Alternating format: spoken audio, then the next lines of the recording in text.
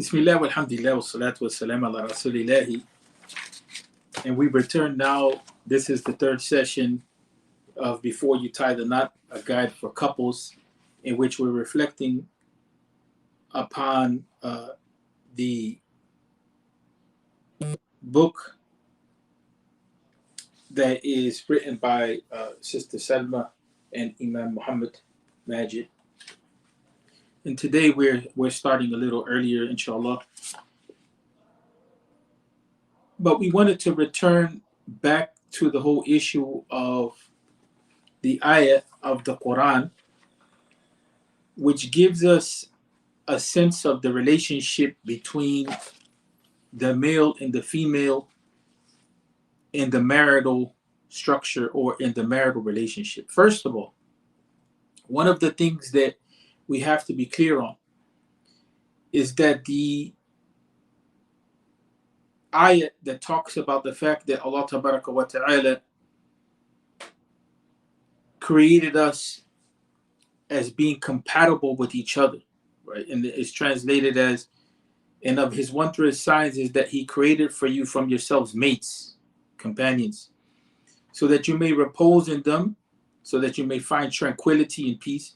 And he has set between you genuine mutual love and tender-hearted mercy.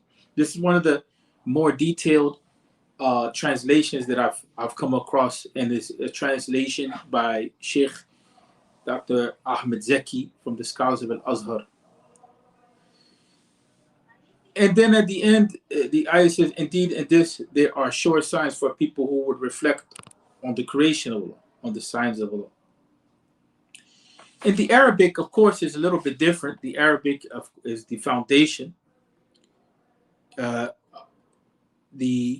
Quran comes to us revealed in the Arabic language, so of course the Arabic language is going to be much more rich. But we live in an English-speaking country, so it's important for us to have some sort of understanding of the ayat, because a lot of times we're either reading bad English or we're reading Arabic, and our community kind of goes in between the two without understanding the two fully, and that's part of being a bilingual community. So we have to pause for a moment and make sure that we understand. And so Allah Tabaraka wa Ta'ala in the Quran says, وَمِنْ آيَاتِهِ أَنْ خَلَقَ لَكُم مِّنْ أَنفُسِكُمْ أَزْوَاجًا. We return back to this point. So the fact that Allah Tabaraka wa Ta'ala is mentioning the creation of the male and the female in a partnership with each other, that is a friendship for peace, and that Allah Tabaraka wa Ta'ala gives the purpose لِتَسْكُنُوا إِلَيْهَا. So each soul, when we talk about the ruh, or when we talk about the soul of the human being, is always mentioned in the feminine form. So either male or female, the idea is لِتَسْكُنُوا إِلَيْهَا, so that our souls are at rest with one another. But it doesn't stop at that point. Allah Tabaraka wa Ta'ala mentions, and this is an important point, people, وَجَعَلَ بَيْنَكُمْ مَوَدَّةً وَرَحْمَةً. That Allah Tabaraka wa Ta'ala placed between us love and mercy. And so the relationship between the male and the female that comes in the context of marriage, as far as we understand, as Muslims, how we understand that relationship is based on four things. One is that biologically, the biological male and the biological female, they're compatible with each other. They're compatible with each other. And in addition to that reality, there's another level of compatibility. That's the ability to live together. When that marriage is constructed based on mutuality, based on people being compatible with each other to be able to build the relationship, the first part of that relationship that we begin to look at is the ability of them to be at peace with each other. That should be the foundation. Of course, we're always going to have problems. And that both of them should have this understanding that the relationship is rooted in what? The relationship is rooted from the an iman. And so that means that each person is bringing into the relationship only that which will protect the relationship. They have a common ground in iman, and iman gives a sense of security, and iman teaches us how to function. Now, Imam Tahir bin Ashur, when he talks about the ayah, وَجَعَلَ بَيْنَكُمْ وَدَّةً وَرَحْمَةً, he talks about the issue of love and that tenderheartedness coming from the way that we treat each other. Biologically, there's an attraction between the male and the female, right? There should be some attraction between the male and the female, something that brings us together. And then from there begins other aspects of the relationship, like our personalities being compatible. But then there is the maqsid, or the end goal of what? For that relationship to be rooted in peace, but for it to give birth to love and tenderheartedness or mercy. And so Imam Tahir bin Ashur says that's the end result of treating each other properly. Husn al-mu'amala. Husn al-mu'amala. So that means that the character, the akhlaq of that couple has to be a character which is going to represent the best of what it means to be human beings. And so along with husn al-mu'amala is the issue of affection, people. The issue of affection, it means caring for each other. It means being considerate of each other. It means thinking about each other. It means talking to each other properly in respect. And so then that brings us to the discussion that is brought up in this book when we talk about the Quranic model, is to understand in general what are the objectives of the Sharia. What are the objectives of the Sharia? What are the goals of Islam? What are we trying to achieve? Before we go into that, I wanted to say that this ayah that talks about the creation of the human being, male and female, as a sign of Allah wa ta'ala, it comes in its proper siyaq. It comes in a context, in Surah Al-Rum. And the context that it comes in is, first of all, the praise of Allah wa ta'ala, and then the fact that Allah wa ta'ala is the one that brings life from death. And Allah wa ta'ala is the one that is in control of that process of life and death. He brings forth the living from the dead, and he brings forth the dead from the living. Thus he gives life to the earth after its death, and even so shall you human beings be brought forth from death for judgment. And then comes, moreover, of his wondrous signs is that he has created you from dust, and behold, you are human beings spreading yourselves about, and of his wondrous signs is that he has created for you from yourselves mates, so that you may repose in them, and he has set between you genuine mutual love and tender-hearted mercy. Indeed, in this, there are sure signs for people who will reflect on the handiwork of God. Now, this is very deep, right? And then in the whole context, it ends with, and of his wondrous signs is the creation of the heavens and the earth, and the variety of and the different types of languages that you have, and your colors, and so on and so forth.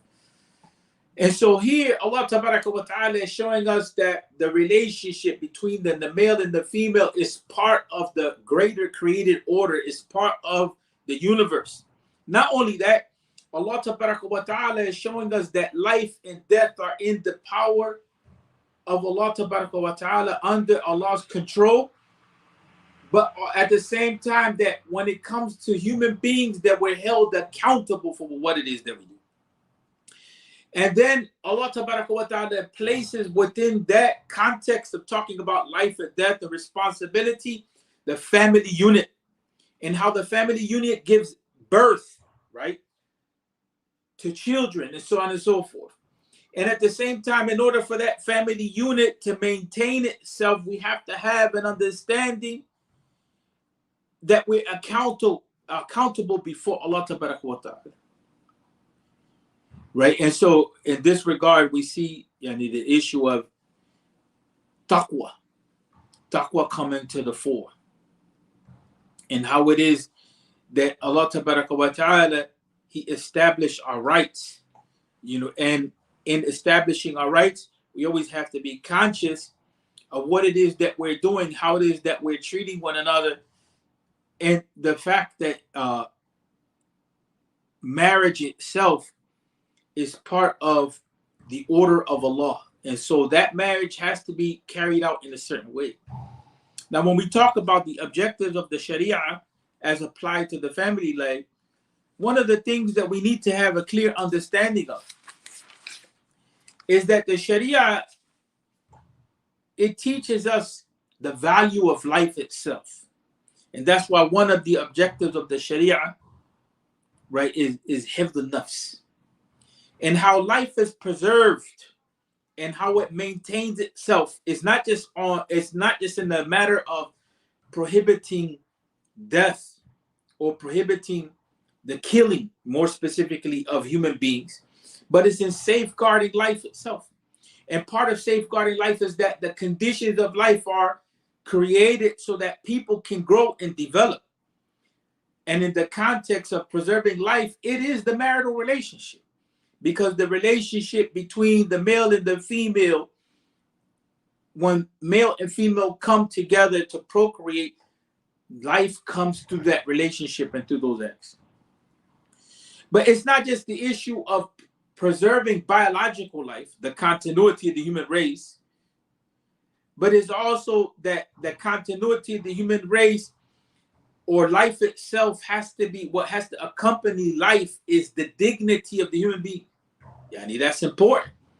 And so marriage is that means by which life is preserved, but also in which the dignity of the male and the female and human beings is preserved, especially when we talk about the reality of what Islam is calling us to. Islam is calling us to, in the context of the marriage, husn al-mu'amala, to the best of character. And so with that, we have to respect the decisions and the thinking of the human being, human intellect, right? And so even when we talk about the responsibilities of the parents over children, parents, they're guardians over their children only up to a certain point, to the point where that child has the ability to mature and start to make decisions, and then we just guide them.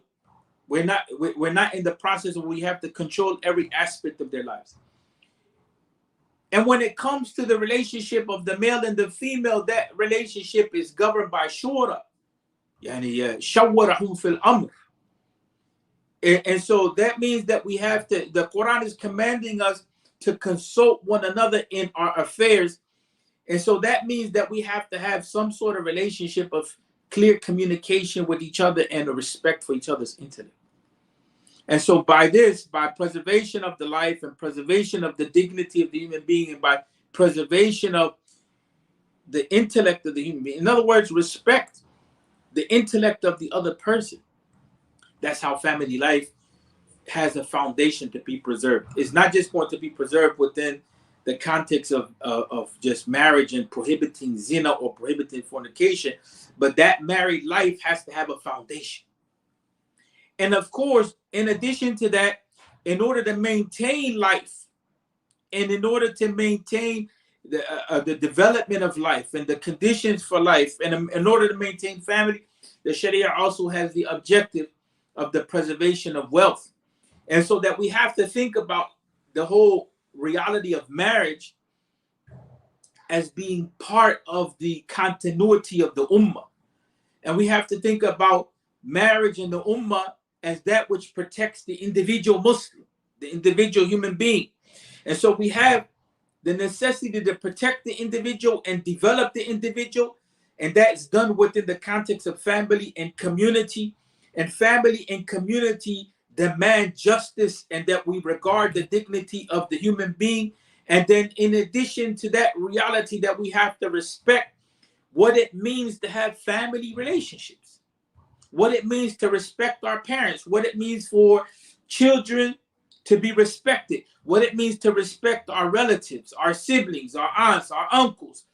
That is what it means to have a family in the greater sense. And that family, when that family is strong, that's how we have the ability to have a strong ummah.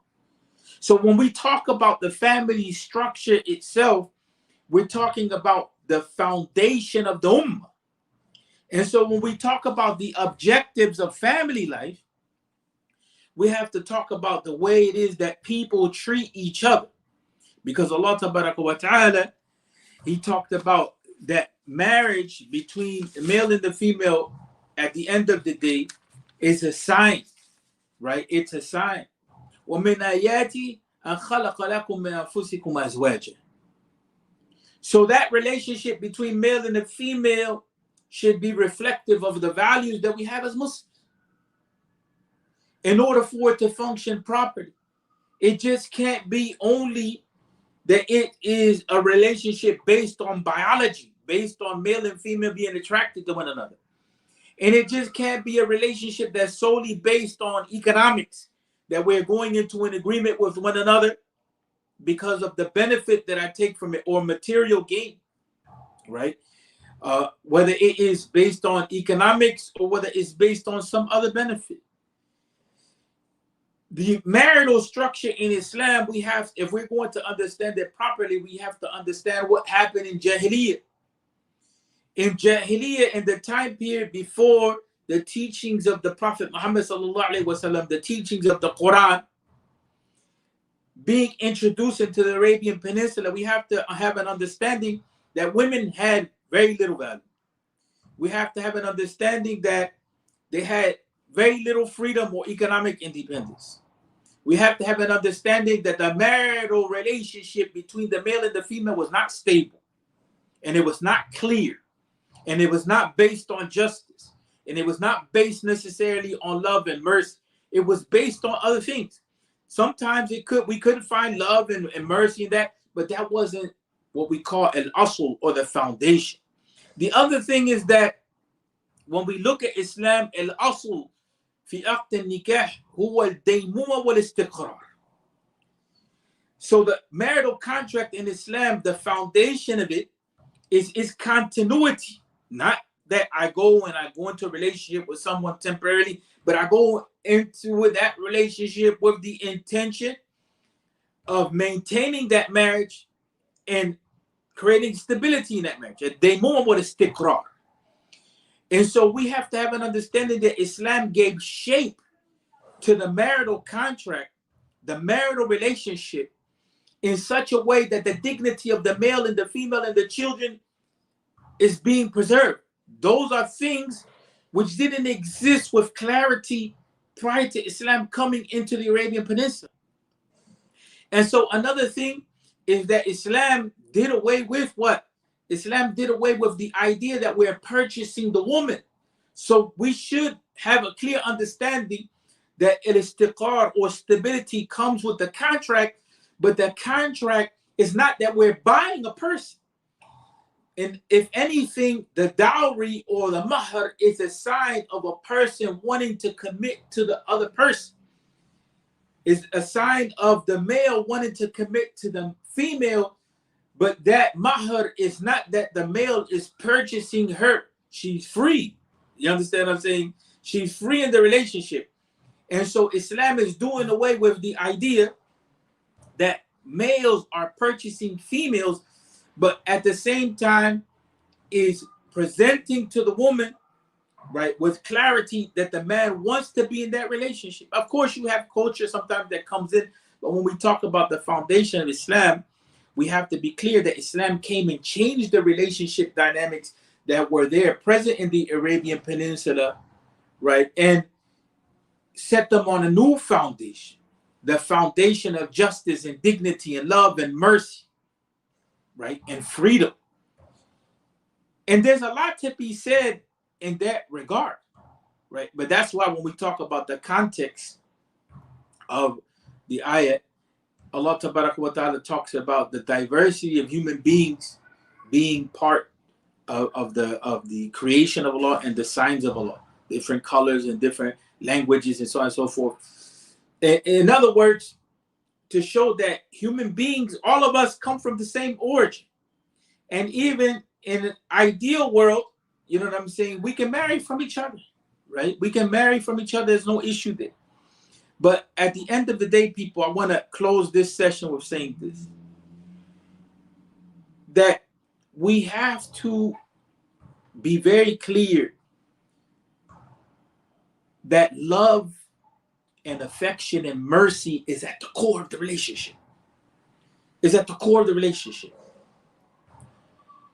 And so if we want to uphold peace in the relationship, we have to acknowledge the dignity of each other. And Islam comes لكي يحفظ أراضي الناس, the dignity of the human being, right? And so if that's not there, if there's no respect for the humanity and the dignity of the person, the marriage is not gonna function. It's not gonna function. Because part of respecting the dignity of the person in the relationship, whether male or female, is acknowledging their feelings, is acknowledging their opinions, is acknowledging their value and their worth just for being a human being. لَقَدْ كَرَّمْنَا بَنِي آدَمَ. The Quran talks about that. So there's an inherent, a built-in karama that each person has. But that karama or that dignity, of course, is preserved with iman, right? Because if we're going to introduce into the relationship things which will take away from the dignity of ourselves and each other, then we're destroying ourselves, our value, and we're destroying our relationship. And I'm telling you, by experience, in dealing with family issues for decades now, right? What we see a lot of times is that we built the marital contract based on the issue of the mahr and based on what we think we're going to get out of the relationship. And what ends up being the case is that we forget what we have to put into the relationship. And what we put into the relationship, we're not talking about the issue of how much money we're going to contribute to the relationship, or how much money did I give to the relationship. We're talking about the issue of khuluq, people, the issue of the character that we're bringing into the relationship. And if we talk about the fact that when we do the marital contract,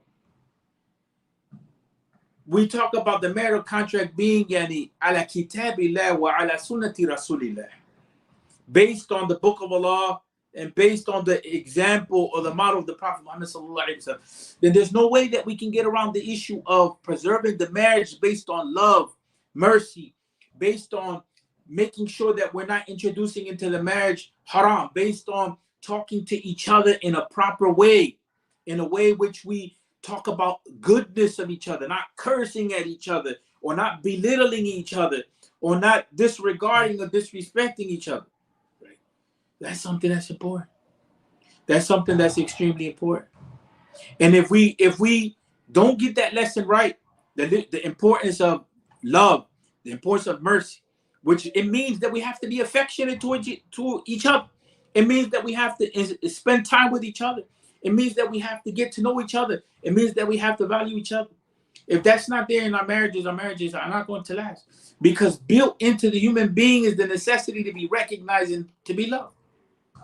Even we have in some psychological models, like Maslow's hierarchy of needs. Maslow's hierarchy of needs. Part of what is said there, and it's used throughout all American society, is used in schools, is used in government, is used in counseling. Part of that is that we have a need to be loved and recognized.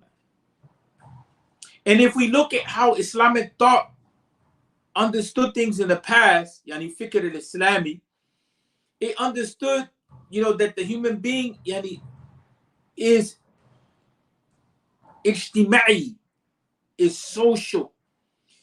And the philosopher Aristotle, he talked about the human being as being a social animal.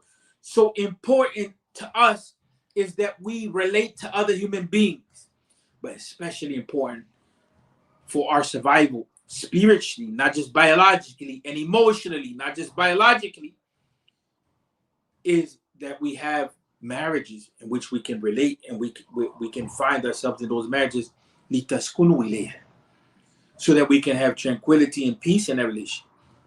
A lot of our relationships don't function at that level because we forgot to recognize each other, and we forgot to value each other. We forgot to recognize each other, value each other, and we forgot that we're dealing with human beings which have feelings, human beings which have needs, human beings which are not perfect. And so that means that we have to relearn what it means to be in a marriage. But for right now, we want to end with that point, emphasizing it again, that the maqsad that is very clearly manifested in the Quran, that should be realized, the objective, the goal, is that that marriage model peace and tranquility, love, mercy, right? And that means that we have to learn how to deal with each other.